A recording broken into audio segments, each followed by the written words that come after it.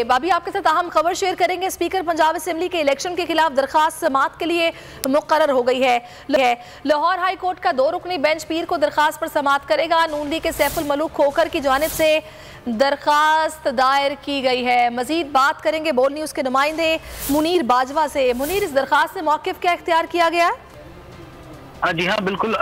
मुस्लिम league नून के speaker के उम्मीदवार सैफुल मलूक खोखर की जानिब से ये दरख्वास्त दायर की गई थी, जिसे समाअत के लिए मुकर्रर किया गया है। और लाहौर हाई कोर्ट के मिस्टर जस्टिस मुजम्मल अख्तर शबीर पर मुश्तमिल 2 रुकनी बेंच पीर के रोज 1 अगस्त को इस केस की समाअत करेंगे।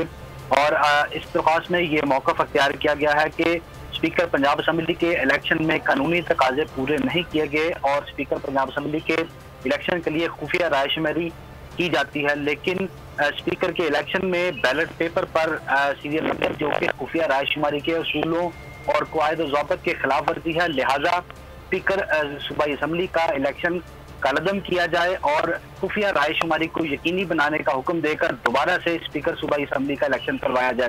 ये दरख्वास्त समाअत के लिए मंजूर कर ली गई है, समाअत के लिए मुकर्रर कर दी गई है और 1 अगस्त को इस केस की समाअत मिस्टर जस्टिस मुजम्मल अख्तर शबीर व मुस्लिम 2 रुकनी बेंच वो समाअत करेगा। जी, बहुत शुक्रिया मुनीर बाजवा, आपने सारी सूरत हाल से आगाह किया। 2 रुकनी बेंच है जो कि सारे मौत करेगा। सब्सक्राइब करें और बेल दबाएं ताकि कोई खबर रह न जाए।